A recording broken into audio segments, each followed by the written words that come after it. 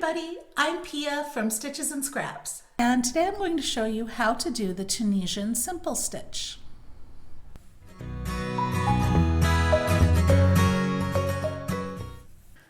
We're starting with a foundation row of 10 stitches.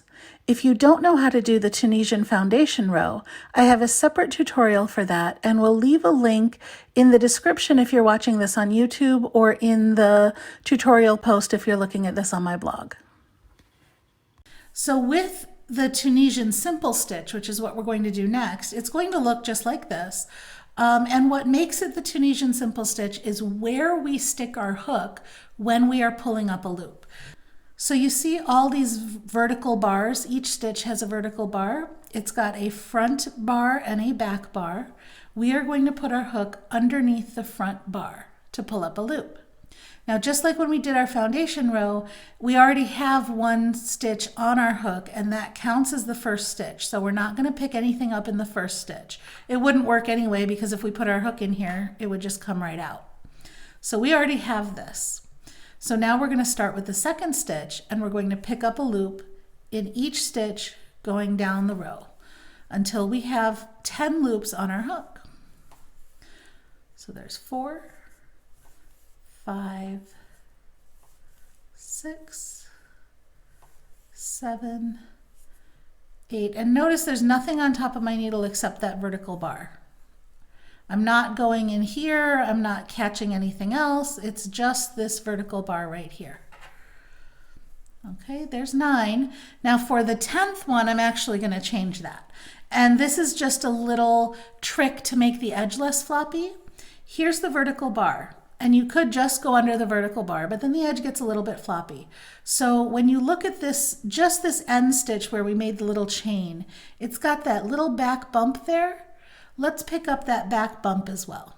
So stick your hook under both the vertical bar and that back bump and pull up a loop.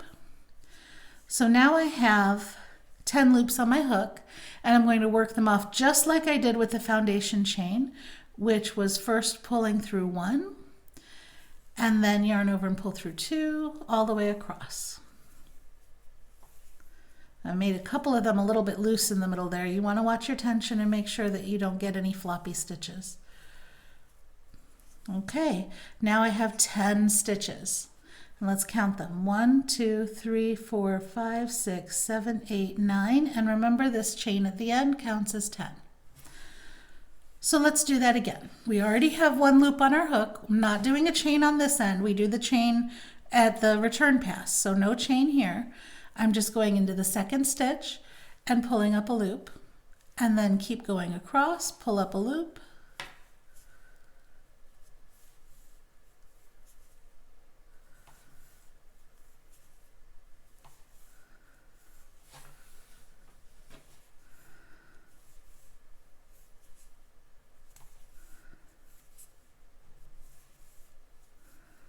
Okay, now I've come to the end where I have that chain, so I'm going to not only pull up the vertical bar, but also the little bump behind it, just to give me a tighter edge. So now I'm going to yarn over and pull through 1, and then yarn over and pull through 2 all the way across.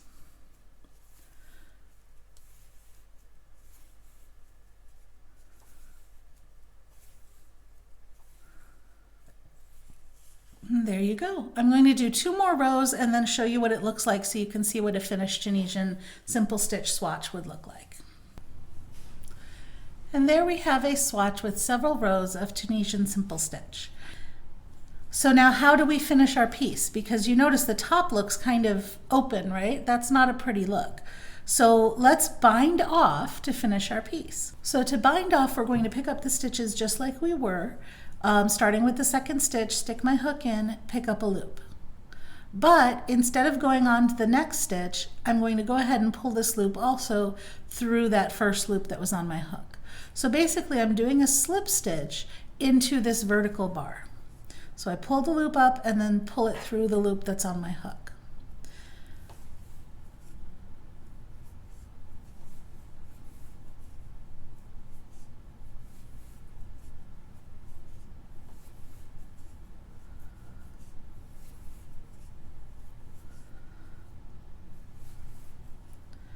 And when I get to the edge, I'm still going to go in, straighten it out there, I'm still going to go in under both the vertical bar and that little back bump, pull up my loop, and finish my slip stitch. Then I can just cut my yarn and fasten off, and that would be my swatch of, Tunisian simple stitch. If you enjoyed this video, please give me a thumbs up, share it with your friends, or leave me a comment. You can also subscribe to my YouTube channel for more great videos. Thanks for watching.